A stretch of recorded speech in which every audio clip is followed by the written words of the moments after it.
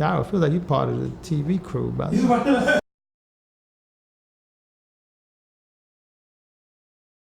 Tell us about, okay, impact. What? Sure. How did it come about? What was the thinking behind it? Okay. So impact. I'm gonna get the acronym right first. Let's start there. So impact is immersing motivated participants in academic and career training. Impact.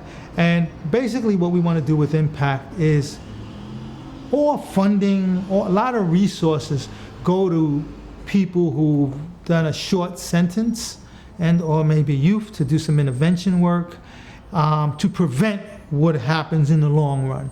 But at Exodus, we don't want to dismiss those people who did 10, 15, 20, 25, 30 years in prison and are coming out to a new world that they have to find a place to fit in, a new world that has left them technology-wise, that have left them so far behind that they can come out and basically say, wow, prison wasn't that bad. I did not have to deal with all these other things. So impact, again, is a space where we're looking to get between 8 to 12 long-termers. It's a 12-week program. In those 12 weeks, we cover family, we cover substance abuse, we cover technology, we cover workforce, we cover not only workforce and immediate placement, but about careers. And what do we think about careers? We talk about spirituality and what does that look like in someone's life. We take them out on different trips to experience what it's like to kind of re-enter the community in a different way, in a way that is healthy, in a way that they're now contributing members as opposed to in the past. Impact, during that 12 weeks, I think what we want to do is allow them to focus on their own reentry. So we try to provide all the support we can by. They get a weekly stipend, they get transportation, their meals are here, so they get breakfast, lunch, and dinner right at Exodus. And again, I think the purpose again is to wrap services around long-termers where they can become successful. Remember the trauma of prison. Just think about living in a prison cell for 10, again, 20 years. You have absolutely no outside contact or very minimal contact. And now you're released and you're told, okay, go succeed. That's traumatic. Not even to talk about the conditions in which that trauma not only lived, but blossomed, right, in these really violent prisons. So at Impact, it's an opportunity for them to stop, to breathe, to embrace everything around them, to get to understand what the family is doing, but not only be that father or mother or son or daughter, but participate in that process. Prison has taken something away. Many long-termers don't believe that, but it has. Many of us went in very young, 17, 18. We're not sure what a real relationship is like. We don't understand what it is to pay a phone bill, a mortgage, a rent, any of those things. I think for us, it's being able to take a step forward and say, you know what, after this 12 weeks, there's going to be a career. You're going to be looking and you're going to have a focus that you didn't have prior to it beginning. I know you wanted me to stop. I heard that. I ain't not going to repeat all that. No, we're going to take us back 20 years ago, or 20 plus years ago, we were released. What would Impact do? What would Impact have been for you? Cool. So 20 years ago when I was released, if I would have had Impact, I think it would have allowed my growth to be more sustained. It would have allowed me to gain the professionalism that I didn't have in the past. So mind you, prior to going to prison and doing prison, I never had a formal job. I worked in a different industry that was illegal, and that's why I went to prison. So I didn't know what it was to, wake up at 8 and get to work early and put on a suit every day and be accountable to other people on the job and work as a team. I did not know what it was like. I did not know boundaries and all these other things you learn around professionalism and how to talk to one another. impact for me would have probably elevated and escalated and educated and did all those things that I wasn't able to do, that I had to learn kind of on my own through mistakes. Thank God none of those mistakes were costly, but through mistakes that I was able to say, wow, okay, I'm not supposed to do that on the job. I didn't know that. I didn't know, if you went out, there was a certain time you had to come back. I'm like, okay, the day's done, you're gone. I didn't know there was a place where you work with a participant, but you can't work with them that close, but you still have to provide a blueprint and be supportive.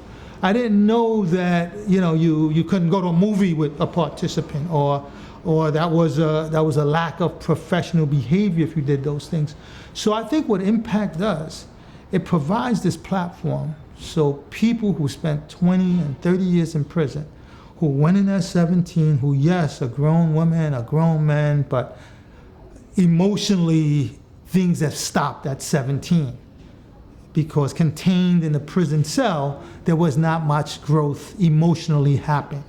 There was physical growth, there was these other growths happening, but not the emotional part, not the part that talks about relationships and how that happens, not the part that talks about work in a very real way, in an outside work area.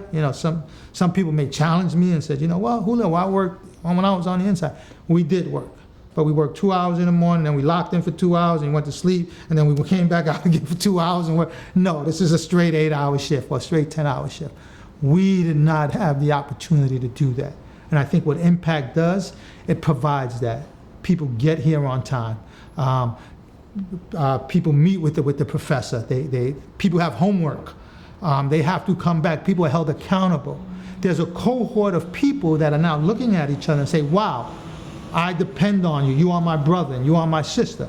And those are the things that I did not get while I got out. There was no impact for me and for so many other people. The program is expensive to run. That's one of the things that probably is so challenging about the program. But the success is remarkable. The success of some of the people that come through I.M.P.A.C.T, when we're talking about careers, when we're talking about them being great fathers, them being great parents, them being great sons, the proof is there, and I.M.P.A.C.T works. Things that are happening, in the political discourse, really a lot of messages. Yeah. And even there's some rollback that's taking place as far as criminal justice reform. So why is this maybe even more pivotal now, or is it, than it would have been 3 or 4 years ago? Yeah, so we're looking at some of the most divided times in our country when we look at our country today. The discourse is harsh. The discourse is nasty. The discourse is very individualistic, and the discourse separates sister from brother, right? The discourse now, as opposed to us coming together, it's recognizing the differences that each of us have as opposed to the similarities. And it's a dangerous time.